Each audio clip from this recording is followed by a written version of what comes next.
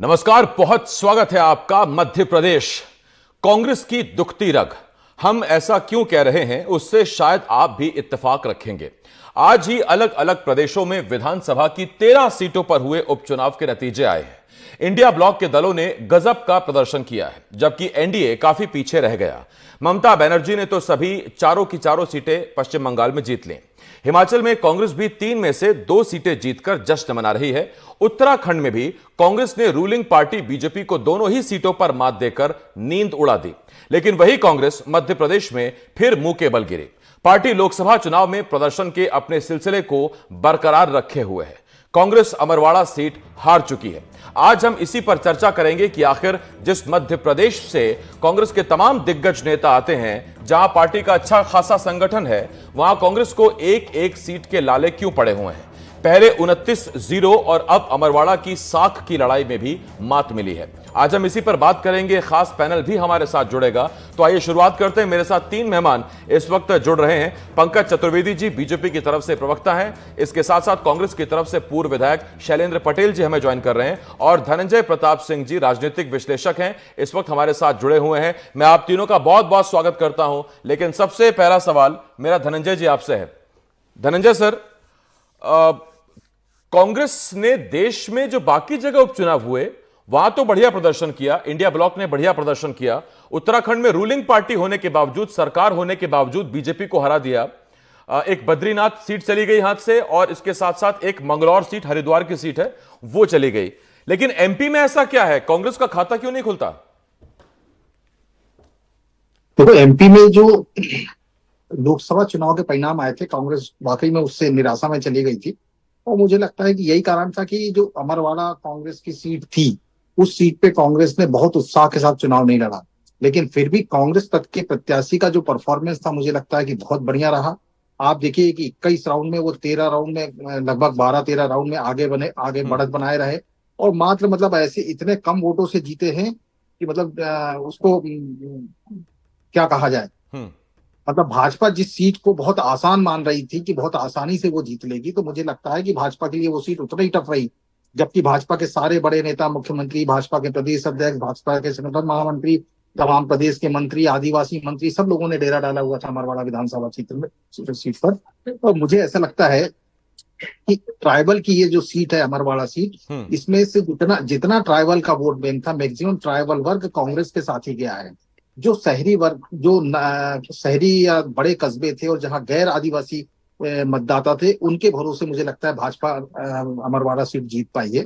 लेकिन बहुत मुझे लगता है कि जिस तरह से अच्छे परिणाम की आशा थी भाजपा को, वैसा परिणाम नहीं रहा है। और दूसरी चीज क्या है कि एक देश भर में जो परिवर्तन देखने को मिला है कि जनता ने दल बदलू को सबक सिखाया है, तो मुझे ऐसा लगता है कि अमरवाड़ा की जनता ने भी जो परिणाम दिए हैं, उससे ये स्पष्ट है कि दल बदलू को, अमरवाड़ा की जनता ने भी दल बदलने को अस्वीकार किया है। आप ये देखिए ये कि भाजपा ने जितने वोट विधानसभा चुनाव में 2023 में पाए थे, उतने वोट जीतने के बाद भी नहीं पा पाए। 84 हजार करीब वोट भाजपा को तब मिले थे जब 2023 में भाजपा चुनाव हार गई थी। और अभी जो भाजपा का कैंडिडेट है, वो चुनाव जीतने के बावजूद मात्र 83 हजार वोट पाए हैं। अगर हम पिछले विधानसभा चुनाव से देखें तो ये जो कमलेश शाह है, जिनने 1 लाख से ज्यादा मत पाए थे, उनको करीब 26-27 हजार मतों का नुकसान है। तो ये स्पष्ट करता है कि जनता को इस तरह का दल बदलने का जो निर्णय है वो स्वीकार्य नहीं है। ठीक, मैं धनंजय से इस पर आता हूं आपके पास। शैलेंद्र जी इस वक्त जुड़ गए हमारे साथ, पूर्व विधायक कांग्रेस नेता हैं। शैलेंद्र जी, बहुत स्वागत है आपका। शैलेंद्र जी, आज तो स्थिति यह है कि देश में 13 जगह जो उपचुनाव के नतीजे आए, उसमें ज्यादातर सीट पर इंडिया ब्लॉक के या तो घटक दल जीते हैं या सीधा कांग्रेस जीती है। तो आप तो यह भी नहीं कह सकते कि ईवीएम में गड़बड़ी थी। बाकी जगह कांग्रेस हिट, एमपी में कांग्रेस फिसड्डी क्यों? देखिए आसिफ जी, पहली बात तो यह कि अभी जब से चुनाव लोकसभा के हुए, कांग्रेस ने कहीं ईवीएम के ऊपर अभी बात ही नहीं कही। जहां तक मध्य प्रदेश के चुनाव की स्थिति है, हाल ही में विधानसभा चुनाव संपन्न हुए थे और लोकसभा चुनाव हुए। अन्य राज्यों में चुनाव अभी आने वाले हैं, चाहे हम हिमाचल की बात कर लें, उत्तराखंड की बात कर लें, या हम उत्तर प्रदेश की बात कर लें। मध्य प्रदेश में क्योंकि जनरली उपचुनाव के साथ सरकार के साथ जाते हैं, और उसके बाद में भी जिस तरीके से भारतीय जनता पार्टी ने इन चुनावों में अपना प्रबंधन, सरकार का उपयोग किया, दुरुपयोग किया, वो भी जग जाहिर है। और जैसा कि आपने अभी अपनी रिपोर्ट में ही बताया कि लगभग 13 से 14 राउंड में कांग्रेस पार्टी के प्रत्याशी धीरेन्द्र शाह आगे थे, लेकिन कुछ राउंडों में पीछे हुए, कुछ इलाकों में उनकी बढ़त वो नहीं रही। लेकिन सबसे बड़ी बात ये है कि हार का जो मार्जिन है वो बहुत कम है। जिस तरीके से भारतीय जनता पार्टी ने इस चुनाव को पूरे अपने मंत्रियों को, अपनी सरकार को, और जब से वहां पर कमलेश शाह ने इस्तीफा दिया था, जो लगातार वहां पे घोषणाएं हुई और जिस तरीके चुनाव जीतने के लिए जो हथकंडे अपनाए गए, उसका ये परिणाम है। जबकि जनता ने प्रजातंत्र के साथ रहे, लगभग अधिकतर जो वोट्स हैं वो कांग्रेस को मिले, मार्जिन थोड़ी कम रही, मात्र 1200-1300 वोट और कांग्रेस को, भारतीय जनता पार्टी को जो मिले वो मिल जाते तो परिणाम कुछ और आते। दूसरी बात वहां पर यह भी रही कि कांग्रेस के जो वोट थे वो कहीं ना कहीं गोंडवाना गणतंत्र पार्टी को जिस तरीके से भारतीय जनता पार्टी ने उपयोग किया, उसका भी परिणाम इस चुनाव में आया है कि अगर वोट उस तरीके से डाइवर्ट नहीं होते तो कांग्रेस प्रत्याशी निश्चित रूप से 4-5 हजार वोटों से यहाँ पे जीते होते। नहीं तो एक बात बताइए शैलेंद्र जी, तो ये सारे समीकरण नतीजों के बाद समझ में आते हैं कि गोंडवाना गणतंत्र पार्टी का भी अस्तित्व है, आदिवासी सीट है तो वो भी चुनाव लड़ेगी, जयस भी होगा, आदिवासी संगठन भी होंगे, ये सब समीकरण बाद में समझ में आते हैं या पहले तैयारी नहीं होती? आसिफ जी, इन सबकी तैयारियां थी, लेकिन हम किसी पार्टी को चुनाव में खड़े होने से तो नहीं रोक सकते। लेकिन भारतीय जनता पार्टी ने जिस तरीके से गोंडवाना गणतंत्र पार्टी का उपयोग इस चुनाव में किया, प्रजातंत्र में जो कहीं ना कहीं कुछ निपुणा रहते हैं उनका उपयोग इसी तरीके से होता है कि कहीं तरीके से उन्हें पोषित किया, कहीं तरीके से उन्हें आगे बढ़ाया, ताकि वोट काटने का काम किया, ताकि कांग्रेस के वोट कटें। जो एक स्वस्थ प्रजातंत्र की परंपराएं हैं, जहां पे सीधे तौर पे चुनाव होता है, उसके उतर जाकर उन्होंने कहीं ना कहीं इस तरीके का प्रबंधन किया कि जिससे प्रजातंत्र का जो रिजल्ट आना चाहिए वो कुछ और आए। शैलेंद्र जी, मैं इस पे आऊंगा क्योंकि मुझे तो भी आपसे यह भी पूछना है कि क्या कमलनाथ का किला दरक रहा है या दरकना शुरू हो गया है? लोकसभा चुनाव के बाद से तो यही दिख रहा है। मैं इस पर आता हूं आपके पास। पंकज चतुर्वेदी जी बीजेपी की तरफ से हमारे साथ जुड़े हुए हैं, प्रवक्ता हैं। पंकज जी, चर्चा में स्वागत आपका। मेरा पहला सवाल आपसे यह कि मार्जिन की बात चल रही है, पहला सवाल यह कि क्या इस मार्जिन से संतुष्ट हैं या छिंदवाड़ा अगर कमलनाथ के आप उनके जबड़े से निकाल लाए हैं तो यह अपने आप में बड़ी उपलब्धि आप मानते हैं? देखिए आसिफ जी, मुझे लगता है कि हम एक ही पक्ष देख रहे हैं। भारतीय जनता पार्टी ने इसको कभी भी हल्की सीट नहीं माना। वो ये छिंदवाड़ा की वो विधानसभा की सीट है जहां पर कांग्रेस का परंपरागत जीत का सिलसिला है। छिंदवाड़ा लोकसभा में हम स्वतंत्रता के बाद से बहुत कम अवसर पर भारतीय जनता पार्टी चुनाव जीत पाई है, चाहे मुख्य चुनाव हो, उपचुनाव हो, कोई चुनाव हो। तो इसलिए किसने ऐसा कहा कि भारतीय जनता पार्टी बहुत आश्वस्त थी कि हम जीत रहे? हाँ, जीतने तैयारी के साथ थे, पूरे मैदान में थे, लेकिन निश्चित तौर पर बड़ी चुनौती थी। तो जिस चुनाव में कांग्रेस पार्टी परंपरागत रूप से जीतती आती हो, कांग्रेस का प्रत्याशी कोई भी हो, वहां पंजे के चुनाव चिन्ह को जनता प्राथमिकता देती आई हो, वहां चुनाव जीतना और उस चुनाव जीत के बाद ये कहना कि भारतीय जनता पार्टी में धनंजय भाई से पहली बार असहमत हूं जीवन में, मेरे अच्छे मित्र हैं, लेकिन भारतीय जनता पार्टी जीत कर आई और कहना कि साहब जीत नहीं पाई। अरे सर, जो वोट मिले अभी भी कांग्रेस पार्टी के वोट भी कम हुए ना, जब तो 3000 से अधिक मतों से कांग्रेस पार्टी हारी। तो सवाल ये है कि ये भारतीय जनता पार्टी की जीत है सर, हमारे लिए उत्सव का अवसर। अच्छा पंकज जी, एक गजब की बात क्या है, यही अगर मैं नतीजे से पहले आपसे बात कर रहा होता तो आप खुद भी कहते कि पार्टी जीत को लेकर पूरी तरह आश्वस्त है। आज आप हाँ अभी आसिफ जी, हाँ। मैंने तो अभी कहा पहले आपसे कि जीत को तो आश्वस्त तो डे वन से थे, हाँ। लेकिन चुनौतीपूर्ण है सर। मैंने ये पहले ही कहा सर कि क्या हम ये थोड़ी सोच रहे थे कि हम चुनाव हार रहेंगे, ऐसे थोड़ी होता है। हम जीत को लेकर डे वन से आश्वस्त थे, पर यह पता था कि छिंदवाड़ा की किसी भी विधानसभा लोकसभा के चुनाव में यदि भारतीय जनता पार्टी मैदान में है तो स्थितियां संघर्षपूर्ण है। अच्छा पंकज जी, आप इतने सीनियर प्रवक्ता हैं सर, आपके साथ कई सालों से डिबेट कर रहा हूं मैं। जरा छिंदवाड़ा से बाहर भी निकलता हूं, अमरवाड़ा से बाहर निकलता हूं। क्या वजह है कि एमपी में अमरवाड़ा कमलनाथ के गढ़ से आप छीन निकाल लाए, ये सीट ले आए, लेकिन देश में जहां मोदी चेहरा है, केंद्र चेहरा है, वहां आप ज्यादातर सीटें हार गए? देखिए आसिफ जी, मुझे लगता है कि राज्यों में यदि विधानसभाओं के उपचुनाव होते हैं तो वहां केंद्रीय राजनीति का प्रभाव और केंद्रीय नेतृत्व का प्रभाव उतना नहीं होता जितना आम चुनाव में होता है। तो हार की जिम्मेदारी मुख्यमंत्रियों पर है? क्या कह रहे हैं सर? तो हार की जिम्मेदारी संबंधित राज्यों के मुख्यमंत्रियों पर है? नहीं आसिफ जी, हार की जिम्मेदारी भारतीय जनता पार्टी की, जीत का श्रेय भारतीय जनता पार्टी का। ये कांग्रेस थोड़ी सर के श्रेय भी हो तो राहुल गांधी को और हार किसी और के खाते में, ये भारतीय जनता पार्टी सर। जीत और हार दोनों भारतीय जनता पार्टी की। और यदि हम तो अमरवाड़ा की बातचीत करते हैं तो आज भारतीय जनता पार्टी मध्य प्रदेश के लिए उत्सव का दिन है कि छिंदवाड़ा लोकसभा आपने स्वतंत्रता के बाद पहली बार जीती। अमरवाड़ा की कांग्रेस पार्टी की परंपरागत सीट पर संघर्ष के बाद भी आप 3000 से अधिक मतों से पराजित करते ठीक हैं। पंकज जी, मैं इस ऐसे पर समय आऊंगा में आपके जब पास, पूरी- क्योंकि मुझे अभी एक बहुत इंपॉर्टेंट एंगल पर बात करनी है आगे। और मुझे एंगल पर बात करनी है कि क्या ये बीजेपी, एमपी बीजेपी की खासतौर पर नई रणनीति है कि कांग्रेस के विधायक यदि आते हैं तो उनसे आप चुनाव लड़वाइए और फिर वहां से सीट जीत लीजिए। कम से कम पिछले 4 साल से यह परिपाटी हमको देखने को मिल रही है। साल 2020 से जब ज्योतिरादित्य सिंधिया बीजेपी में उस वक्त आए थे, इस पर मैं बात करूंगा आपसे। लेकिन जैसा मैंने कहा था कि मैं शैलेंद्र जी से पूछूंगा, शैलेंद्र जी, अगर मैं कह रहा हूं जीत का अंतर 300 भी है, यहां तो 3500 के आसपास है, लेकिन शैलेंद्र जी अगर आप 300 वोटों से भी छिंदवाड़ा अमरवाड़ा हार गए हैं तो मतलब साफ है क्या कि अब वो गढ़ वाली कोई बात नहीं है, अब कोई किला नहीं, कोई मजबूत गढ़ नहीं, आप अपनी सीट गंवा बैठे, अमरवाड़ा सीट गंवा बैठे। वाली बात तो कांग्रेस कभी करती नहीं, जो किले तो जब आज नहीं थी, जब हुआ करते थे, लेकिन अपने अपने क्षेत्र में लोगों के काम होते हैं। हम ये देखिए कि मध्य प्रदेश का जो सिनारियो है कि अभी जो सरकार बनी है, कहीं ना कहीं जनता भी बहुमत के साथ जाना पसंद करती है। और जो चुनाव के परिणाम आए हैं, उन परिणामों को हम देखें तो अमरवाड़ा का चुनाव हम उस तरीके से अगर उसका विश्लेषण करेंगे तो पॉजिटिव वे में लेंगे तो हमारी नहीं, मात्र 3250 से हम पीछे रहे। दूसरी बात है कि कांग्रेस का प्रत्याशी, जैसा आपने कहा, उनको लाकर भारतीय जनता पार्टी इस तरह के प्रयोग कर रही है। कोई भारतीय जनता पार्टी बनाए हुए कार्यकर्ता या अपने बनाए हुए नेता से ये सीटें चुनाव नहीं जीत पा रही। ये तो हम सबको भी पता है कि दल बदलवाना क्या ये स्वस्थ राजनीतिक परंपराओं के हिसाब है? क्या हम एन चुनाव के समय, चाहे लोकसभा हो, उस दौरान किसी विधायक से इस्तीफा दिलवाते हैं और फिर उसको टिकट देते हैं? तो ये सब कहीं ना कहीं स्वस्थ परंपराएं नहीं है। लेकिन भारतीय जनता पार्टी को ऐसा लगता है कि इसी से प्रजातंत्र मजबूत होगा, तो ये उनकी मर्जी है। मेरा कहने का ये मतलब है, कांग्रेस पार्टी के बारे में पूर्व में यही भारतीय जनता पार्टी के प्रवक्ता और अन्य लोग कहते थे कि वहां प्रत्याशी नहीं मिल रहा है, वहां पे कौन लड़ेगा, इस तरह की बातें करते थे। लेकिन रिजल्ट आया तो कुछ और तरह की बातें होने लगी है। निश्चित रूप से वहां चुनाव अच्छा पार्टी के कार्यकर्ताओं ने लड़ा। कांग्रेस पार्टी पूरी एकजुटता से वहां पर थी। हमारे प्रदेश अध्यक्ष, नेता प्रतिपक्ष कमलनाथ जी, नकुलनाथ जी, अन्य पार्टी के पूर्व विधायकगण उसमें अपना अपना सक्रिय भूमिका निभाई। लेकिन कहीं ना कहीं मैंने जो कहा कि प्रजातंत्र कहीं ना कहीं प्रशासन के और सरकार के प्रबंधन के आगे ये चुनाव की हार हुई है, ना कि तंत्र के रूप में चुनाव में हम हारे। तो इसका मतलब शैलेंद्र जी, उत्तराखंड में, पश्चिम बंगाल में, वहां पश्चिम बंगाल में तो खैर ममता सरकार है, उत्तराखंड में, हिमाचल में, बाकी जगहों पर वहां पर प्रशासन का कोई इस्तेमाल नहीं हुआ और वहां पर आप जीत गए, सरकारें होते हुए भी उत्तराखंड की दोनों सीटें जीत गए।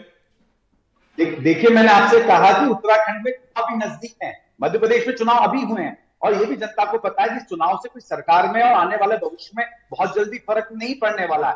कहीं ना कहीं ये मानसिकता भी तरीके से रहती है। और जो उत्तराखंड की हम बात करें, वहां पर अभी चुनाव 2 साल बाद होने हैं, तो ये थोड़ा फर्क इन सब चीजों का भी कहीं ना कहीं आता है। आप तो सीनियर जर्नलिस्ट से इस चीज को बहुत अगर ये एंगल है इसी जर्नलिस्टिक व्यू की जिसका आप हवाला दे रहे हैं, मैं बात कर रहा हूं, क्योंकि रामनिवास रावत आ गए हैं, विजयपुर खाली होगी। अगर विजयपुर खाली होगी तो अभी चुनाव में 4 साल बाकी हैं एमपी में। इसका मतलब आप पहले से बता रहे हैं कि विजयपुर में भी जनता का झुकाव किस तरफ रहेगा?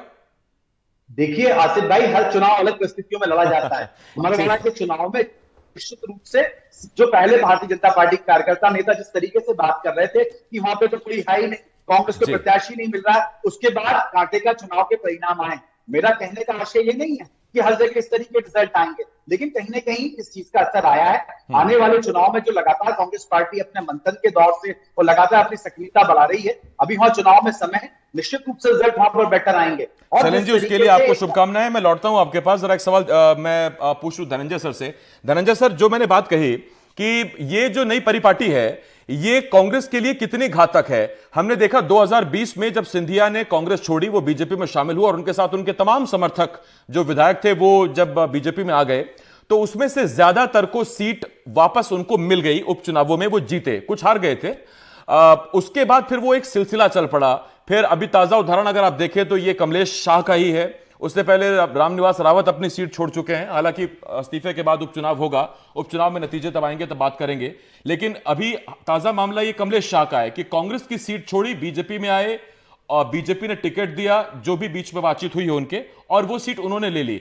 तो क्या इसका मैसेज कांग्रेस के उन बाकी विधायकों के पास नहीं जाएगा जो शायद बीजेपी ज्वाइन करना चाहते हो, या इस बात को लेकर उनमें चिंता हो कि अगर बीजेपी ज्वाइन कर लें तो जीतेंगे कि नहीं जीतेंगे, क्योंकि ये प्रत्याशी जीत दर्ज करके एक अलग रिजल्ट सेट कर रहे हैं। देखिए आसिफ, आपने बहुत बढ़िया सवाल किया है। आज का जो अमरवाड़ा का परिणाम आया है, ये कांग्रेस के उन नेताओं के लिए बहुत चिंताजनक है जिनने कांग्रेस छोड़ करके जो भाजपा में आ चुके हैं या आने वाले हैं। जैसे रामनिवास रावत को भी अब चुनाव फेस करना है। आज का चुनाव परिणाम ने रामनिवास रावत की चिंता बढ़ा दी होगी। हम 2018 से 2024 के तक के अगर पूरा पीरियड देखें जी, तो देखिए महाराष्ट्र की सरकार गिरी, कर्नाटक की गिरी, मध्य प्रदेश की गिरी, और भी राज्यों में बहुत बड़े स्तर पर दल बदल हुआ। कहीं ना कहीं ये जनता का ही जनादेश था ना। जब उससे हट करके सरकारें गिराई गई तो उसका परिणाम 2024 के लोकसभा चुनाव परिणाम में दिखा, जहां भाजपा 240 पर रुक गई। ऐसा लगता है पार्टियों को कि जनता को कोई फर्क नहीं पड़ता, लेकिन जनता को जब परिणाम देना रहता है तो वो इस चीज का आकलन करती है। अब मध्य प्रदेश में देख लीजिए कि मध्य प्रदेश में ग्वालियर चंबल में बड़े स्तर पर दल बदल हुआ, कमलनाथ सरकार गिरी, लेकिन आज भी वो ग्वालियर चंबल भाजपा के लिए अनुकूल नहीं है। लोकसभा चुनाव में बहुत मुश्किल से ग्वालियर, मुरैना और भिंड सीट भाजपा ने जीती है। जिस तरह से गोंडवाना गणतंत्र पार्टी के कारण अमरवाड़ा सीट में भाजपा की जीत आसान हुई है, उसी तरह से चंबल में बहुजन समाज पार्टी की बदौलत भाजपा की जीत आसान हुई थी लोकसभा चुनाव में। तो ये आगे आने वाले समय में संकेत हैं कि दल बदल को जनता बर्दाश्त नहीं करेगी। आसिफ, दूसरी बात जी, मध्य प्रदेश में दल बदल की जरूरत अब बची कहाँ है। 163 विधायक से भाजपा ने 2023 का विधानसभा चुनाव जीता है। 230 में 163 बहुत बड़ी संख्या होती है। आखिर अब दल बदल की जरूरत क्या है, आप बताइए। क्यों आप एक जनता के चुने हुए विधायक को से इस्तीफा कराते हैं, दल बदल कराते हैं, उसको फिर टिकट देते हैं और उपचुनाव कराते हैं। आफ्टर ऑल इससे पैसे के दुरुपयोग से लेकर के जो जनता को दोबारा मतदान करना पड़ता है, जनता को दोबारा चुनाव का सामना करना पड़ता है, ये जनता देख रही है ना। तो अब ये लोकतंत्र में, स्वस्थ लोकतंत्र में मुझे लगता है कि अब जनता इसको अब बर्दाश्त नहीं कर रही है। देखिए, सत्ताधारी दल के लिए उपचुनाव जीतना बहुत आसान होता है, लेकिन अमरवाड़ा उपचुनाव जिस तरह से भाजपा ने जीती है, वो एक संकेत है भाजपा के लिए। भाजपा को अब इस बात की चिंता करना पड़ेगी। धनंजय सर, मैं लौट रहा हूं आपके पास। अब जरा मैं पंकज जी के पास जाता हूं। पंकज जी, अच्छा, पंकज जी के बारे में एक बात और बता दूं, जितने अच्छे प्रवक्ता हैं उतना फिटनेस को लेकर जागरूक रहते हैं, मुझे भी मोटिवेट करते रहते हैं। हालांकि भागदौड़ में थोड़ा कम मुश्किल मिलता है, खुद बड़े फिट में रहते हैं। पंकज जी, बड़ा सीधी सी बात है, एक छोटा सा टिफिन है, उसमें अगर 2 खीरे आ सकते हैं और एक सलाद आ सकती है, एक गाजर की सलाद आ सकती है, तो उतना ही आएगा। आपको उसमें अगर एवोकाडो ऐड करना है या कुछ ऐड करना है तो खीरे या गाजर में से कुछ ना कुछ निकालना पड़ेगा। ये मैंने पूछा आपसे इसलिए क्योंकि मंत्री पद उतने ही हैं। अब या कांग्रेस के बुलाए हुए लोगों को अगर आप मंत्री बनाएंगे तो जाहिर बात है या तो अपने बाहर निकालने पड़ेंगे या जिनका हक था वो मिल नहीं पाएगा। अजय बिश्नोई नाराज दिखे पिछले दिनों। उन्होंने कहा कि हम तो ईमानदारी से काम कर रहे हैं। ओम प्रकाश सखलेचा, गोपाल भार्गव, ऐसे तमाम नाम हैं जो अपने लिए उम्मीदें लगाए बैठे हैं, लेकिन अगर आप कांग्रेस से लाके मंत्री पद उनको देंगे, मंत्री बनाएंगे, तो ये जो अपने पुराने खाटी नेता, इनका क्या होगा? देखिए आसिफ जी, भारतीय जनता पार्टी का एक सिद्धांत है, जो फूल की पार्टी में आ गया वही मूल्य कार्यकर्ता और मूल्यवान कार्यकर्ता। तो जब आप भारतीय जनता पार्टी में आ जाते हैं, फिर ये द्वितीयक है कि भारतीय जनता पार्टी में आप अभी नए हैं, पुराने हैं, आपकी योग्यता और क्षमता क्या है। और इसीलिए भारतीय जनता पार्टी का सिद्धांत है, नाम कमल, पहचान कमल, निशान कमल। उस कमल के चुनाव चिन्ह पर कौन खड़ा होता प्रत्याशी द्वितीयक है। अभी आप उल्लेख कर रहे थे अमरवाड़ा का, अभी बुधनी का उपचुनाव इस मध्य प्रदेश में है, निश्चित तौर पर विजयपुर का होगा, बीना का उल्लेख जहां निर्मला थपरे जी ने पार्टी छोड़ी है। तो आसिफ जी, कांग्रेस पार्टी ने कितने सारे लोगों को विधानसभा चुनाव के पहले भारतीय जनता पार्टी से कांग्रेस में लिया। ज्यादातर लोग हार गए। मुझे स्मरण आता खाली भंवर सिंह शेखावत जी चुनाव जीते, लगभग बाकी सब लोग जो कांग्रेस छोड़कर बीजेपी में आए थे उनको टिकट दिया कांग्रेस पार्टी ने, सारे के सारे चुनाव हार गए। फिर यदि अलायंस की गठबंधन की बात करते हैं तो यदि उत्तर प्रदेश में सपा का और कांग्रेस का गठबंधन नहीं होता तो क्या जीत पाते ये लोग क्या? तो इसलिए ये राजनीति है सर। आप हम क्या गोंडवाना गणतंत्र पार्टी के पास गए थे बोलने के लिए कि चुनाव लड़ो? उनकी अपनी डेमोक्रेटिक राइट है, उनको लड़ने का अधिकार है। जहां तक मंत्रिमंडल का विषय, निश्चित तौर पर मंत्रिमंडल की मतभेद में संख्या निर्धारित है 230 का 15%, मुख्यमंत्री जी को मिलाकर, तो साधारण मंत्री बनेंगे। लेकिन भारतीय जनता पार्टी के कार्यकर्ताओं में प्रतिस्पर्धा तब तक होती जब तक अंतिम निर्णय नहीं होता। अंतिम निर्णय के बाद आज सबके सब भारतीय जनता पार्टी की सरकार का हिस्सा है। हर काम को कार्यकर्ता, हर कार्यकर्ता को काम, इस आधार पर हम लोग काम करते हैं। आवश्यक नहीं कि हर कार्यकर्ता हर विधायक मंत्री बने या हर कार्यकर्ता विधायक या सांसद बने। हर विधायक सांसद मंत्री बने, हर विधायक सांसद मुख्यमंत्री बने, ऐसा संभव नहीं।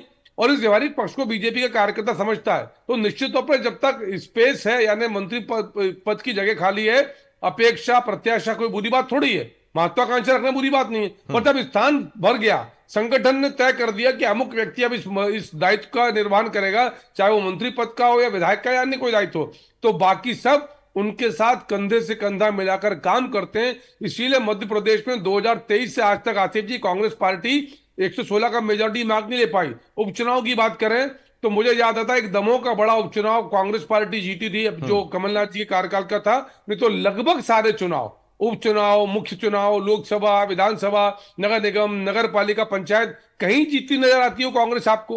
अभी धनंजय जी जो बात कह रहे थे, अंतर देखिए आप, 163 और 63, 100 सीटों से अधिक का अंतर। और हर बार ये दावा करते थे कि अभी लोकसभा कह रहे थे कि हमारी 15 सीटें आएंगी, 2 दर्जन से अधिक सीटें जीत रहे हैं, कौन सी ये नहीं बताते थे।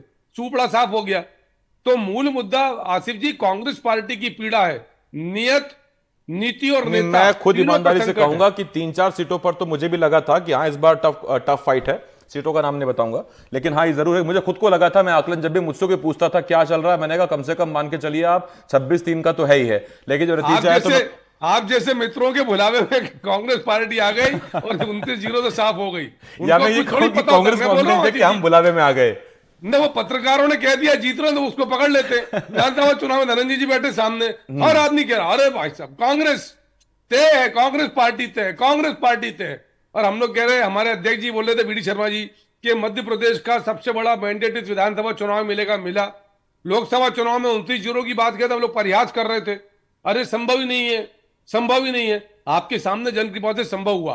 और उसका मूल मुद्दा सिर्फ आसिफ जी ये नाम कमल, पहचान कमल, निशान कमल। निश्चित और प्रतिस्पर्धा है, महत्वाकांक्षा है, लेकिन कब तक? जब तक संगठन निर्धारित ना कर दे तब तक। ये पंकज जी आपने 2-3 बार दोहरा दिया कि नाम कमल, पहचान कमल, निशान कमल। एक जमाने में मैं ये कहूं कि अब से कुछ 1 साल पहले तक कांग्रेस में भी यही था कि नाम कमल और पहचान कमल, निशान कमल, हालांकि वो कमल से कमलनाथ थे। लेकिन क्या वापसी की जरूरत है, बड़े बदलाव की जरूरत है? अब ये बहुत बड़ा सवाल उठ गया है। धनंजय सर, जीतू पटवारी को अच्छा खासा वक्त मिला, लोकसभा में 29-0, उसके बाद अमरवाड़ा भी वो हार गए। आपको लगता है कि अभी भी आला कमान को भरोसा बनाए रखना पड़ेगा जीतू पटवारी पे, क्योंकि अभी अभी हाल ही में कई साल बाद एक नई लीडरशिप तैयार की है, उमंग सिंघार, हेमंत कटारे, जीतू पटवारी के रूप में? या आपको लगता है कि नहीं, शायद बदलाव का वक्त आ गया है, आपको अपने पुराने जो दिग्गज जमे जमाए नेता हैं उनके पास लौटना पड़ेगा, उनको जिम्मेदारी देनी पड़ेगी? देखो आसिफ, ये बात सही है कि कांग्रेस ने अपने लगभग 40-45 साल बाद मध्य प्रदेश में पीढ़ी परिवर्तन किया है। नई पीढ़ी के रूप में ही जीतू पटवारी हो या उमंग सिंघार हो, ये लोग सामने लाए गए हैं। और जीतू पटवारी और उमंग सिंघार को जिस समय पार्टी ने आगे बढ़ाया है, उससे के बाद मुझे लगता है इन लोगों के 2 महीने का समय मिला होगा लोकसभा चुनाव में। ये अभी इतने अनुभवी नेता तो नहीं थे जितने अनुभवी कमलनाथ या दिग्विजय सिंह को माना जाए। तो निश्चित तौर पे मुझे लगता है कि अभी पार्टी इस स्तर पर, बदलाव के स्तर पर तो विचार नहीं करेगी। ये जरूर है कि पार्टी इन नेताओं को कैसे मजबूत करेगी, इस बात पर जरूर पार्टी चिंतन कर सकती है। खासतौर से कांग्रेस के पास कई वर्गों के नेता तक नहीं है। जैसे कांग्रेस के पास में आप पूरे मध्य प्रदेश में देख लीजिए, कोई दलित चेहरा नहीं है, कोई क्षत्रिय चेहरा नहीं है, कोई ब्राह्मण नेता नहीं है। तो ऐसे वर्गों के जो कांग्रेस में गैप बना है, तो मुझे लगता है कि ऐसे वर्ग के कांग्रेस नेता खड़े करेगी। और ये मानना चाहिए कि जो नई पीढ़ी है कांग्रेस की, ये 2028-29 में मतलब अच्छी फाइट देने की स्थिति में आ सकती है, ऐसा लगता है अभी कांग्रेस की रणनीति देखकर। जाते जाते शैलेंद्र जी को आपने थोड़ा सा संबल, हिम्मत जो भी कही आप दे दिया। शैलेंद्र जी बताइए, है कुछ सर बदलाव की आवश्यकता? शैलेंद्र जी को सीधा कर दीजिए थोड़ा सा, वो शैलेंद्र जी आपका शायद वो टिल्ट हो गया है।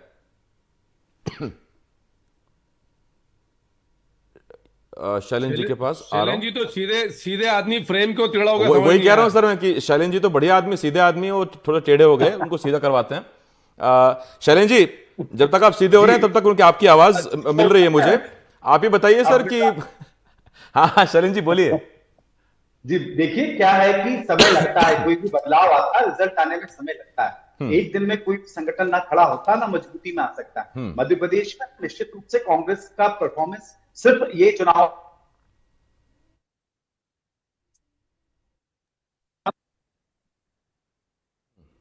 में इस बदलाव के रिजल्ट आपको कहीं ना कहीं दिखने वाले हैं।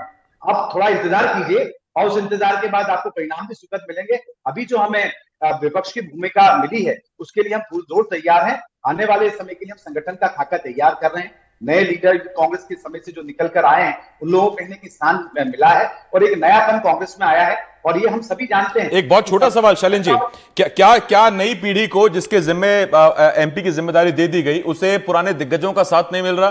पहले पचौरी चले गए, रामनिवास रावत जैसे सीनियर नेता चले गए और जो बैठे हुए हैं उनका साथ नहीं मिल रहा, और अगर उनके साथ के बावजूद आप कमलनाथ की सीट नहीं बचा पा रहे, छिंदवाड़ा की सीट नहीं बचा पा रहे, तो चिंता, फिर हालात बड़े चिंताजनक है। देखिए धनंजय जी ने बड़ी अच्छी बात कही कि जो गए हैं उनकी चिंताएं होना मरवाड़ा चुनाव के बाद चालू हो जाएगी कि उनका भविष्य क्या है। जो गए उनकी मैं बात नहीं करना चाहता हूं। खैर मैं विषय ये कहना चाहता हूं कांग्रेस पूरी संगठित है। अभी हाल ही में मंथन कार्यक्रम में सारे लोग एक चादर पे बैठे, लगातार हम इसकी चिंता मनन कर रहे हैं, हम परिणाम नहीं दे पा रहे हैं। अब शैलेंद्र जी की आवाज चली गई, हालांकि इसमें कोई हमारी वो नहीं है, वो कुछ टेक्निकली ही है जो है। बहुत धन्यवाद है आपका शैलेंद्र जी, संदेश आपका मेरे तक पहुंच गया। शुभकामनाएं देता हूं अगले चुनावों के लिए। पंकज जी आपको भी बहुत शुभकामनाएं हैं। धनंजय सर बहुत शुक्रिया हमारे साथ जुड़ने के लिए। छोटे से ब्रेक के लिए हमें यहां रुकना होगा, लेकिन इतना तय है कि मध्य प्रदेश में देखिए जो उपचुनाव हुआ, अमरवाड़ा सीट जरूर अब बीजेपी के खाते में आ गई है, जो कांग्रेस की चिंता बढ़ा रही है। हालांकि देश में बाकी जहां चुनाव हुए हैं वहां उपचुनावों में इंडिया ब्लॉक ने अच्छा प्रदर्शन किया, इंडिया के सहयोगी दलों ने और कांग्रेस ने अच्छा प्रदर्शन किया है। वहां शायद बीजेपी को सोचने की जरूरत है, तो किसी ना किसी को सोचने की जरूरत जरूर है, लेकिन आपको सोचने की जरूरत बिल्कुल नहीं है। खबरों के लिए बने रहिए एनडीटीवी मध्य प्रदेश छत्तीसगढ़ के साथ।